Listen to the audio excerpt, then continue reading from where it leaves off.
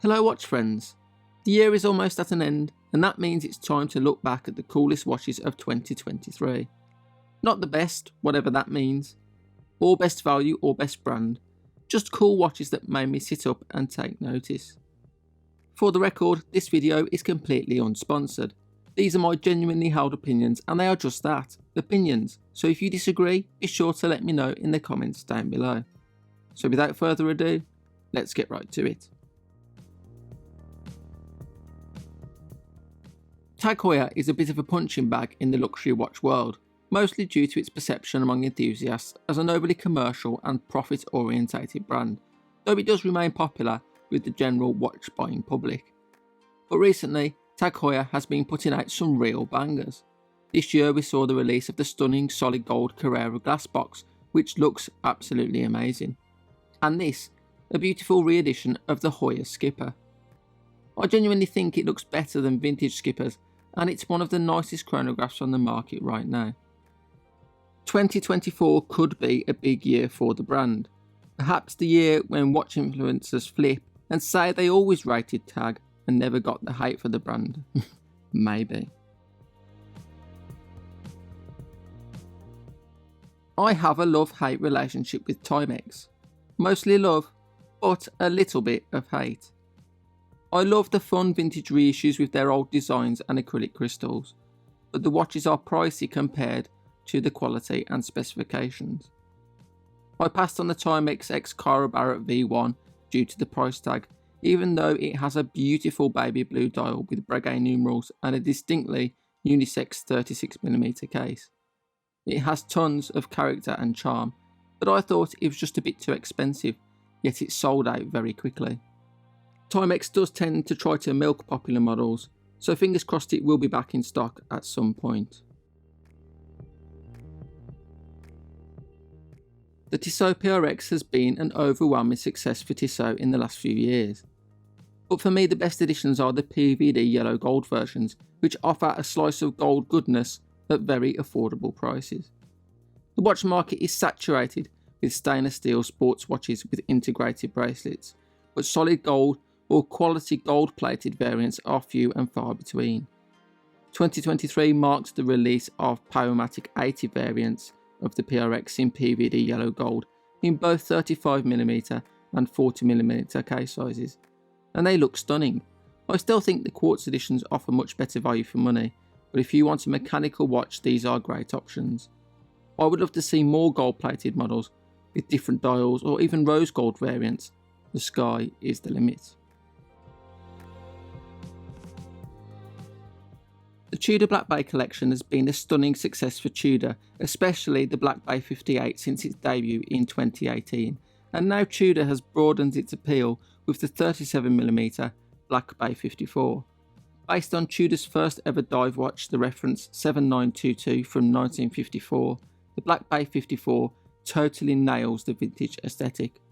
Tudor took what people loved about the Black Bay 58 and slimmed it and trimmed it to produce a watch that wears better on smaller wrists. It has a COSC certified movement and comes with a useful T-fit clasp for on-the-fly adjustments. For people who love vintage Rolex Submariners but lack the means to obtain one, the Black Bay 54 is a fantastic option, and of course it comes from a brand with its own history, heritage and prestige. This choice was inspired by my friend Kieran from Top Tier Ticker. The watch itself is inspired by the adventure novelist and underwater explorer Clive Cussler. The dial and bezel are gorgeous, as is the artificially aged look of the case and bracelet. I know that faux patina is not everyone's cup of tea, but I think it really works on this watch. The case is 42.5mm wide and 14mm thick, so it is a chunky watch, but the lug to lug is a surprisingly small 44.5mm, meaning it is wearable for those with smaller wrists, though it may feel large on the wrist. I would certainly love to try one. Despite having paler skin than Casper the Friendly Ghost, I love gold watches, and as far as gold watches go, the new Rolex GMT Master 2 is special. The solid gold Rolex GMT has always been one of the most disgustingly beautiful watches in the history of watchmaking, and Rolex brought it back on the Jubilee bracelet at Watches and Wonders 2023. The two-tone black and grey bezel and black dial are somewhat understated compared to the outrageous solid gold case and bracelet, which is why this watch works so well. It doesn't compare to legendary references from bygone eras like the 1675, but it is one of the few modern Rolexes I think are truly desirable and doesn't sell on hype and brand prestige alone. The Seiko 5 Sports SRP K17 is a 55th anniversary recreation of the very first Seiko 5 Sports watch, released in 1968, and it's a retro stunner. The unusually scalloped tonneau case and expansion band bracelet make it look like it has come straight from 1968. The 39.5mm case size is going to suit a lot of wrists, as is the relatively short 43.1mm lug-to-lug. It isn't all good though. Seiko's quality control is hit and miss, and Seiko 5 is not quite the value proposition it once was. This model is limited to 15,555 pieces. Seiko's obsession with limited editions is becoming rather tiresome, but this watch still looks the business, and perhaps even more excitingly, could lead to the very similar styled Pogue being reissued in the near future. I love it when a watchmaker produces a vintage reissue with a historically accurate design and case size, and that is exactly what Benrus has done with the Ultra Deep. It looks vintage without being too gimmicky.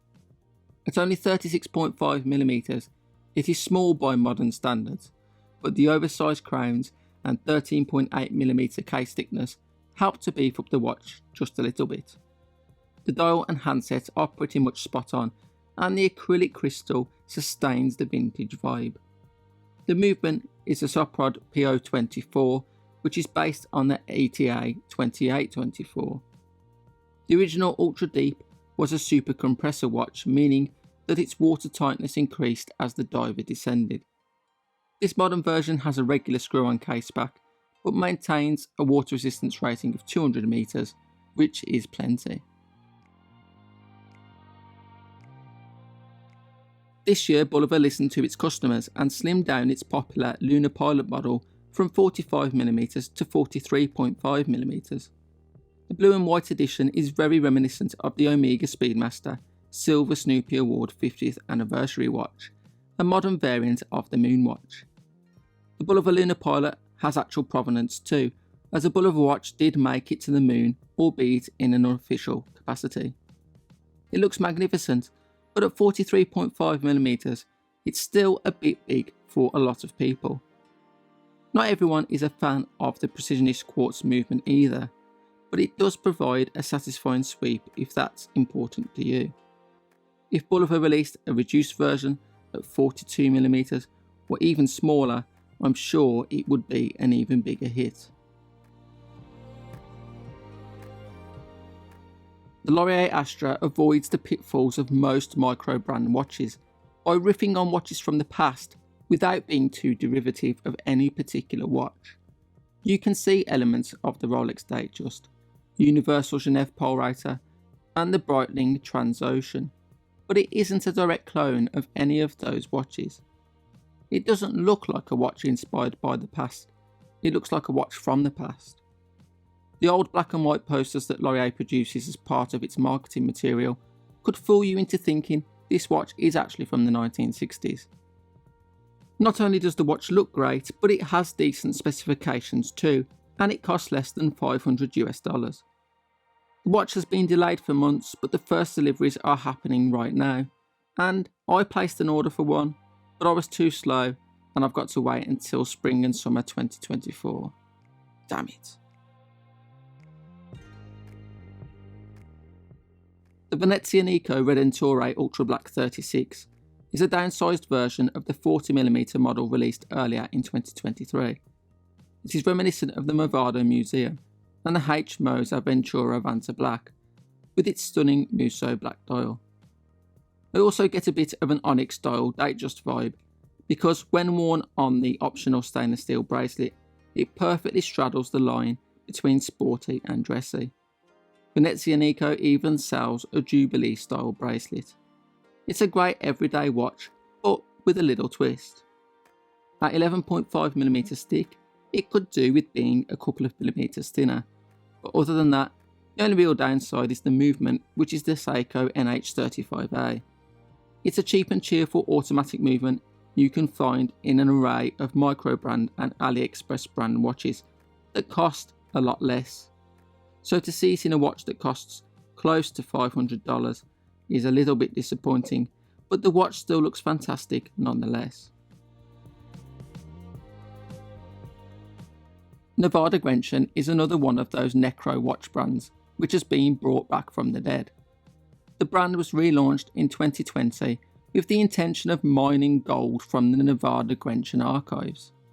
The 38mm Chrono King Paul Newman isn't a faithful reissue of the old model, but it retains enough of the quirkiness of the original watch to set it apart from other 1960s inspired racing chronographs.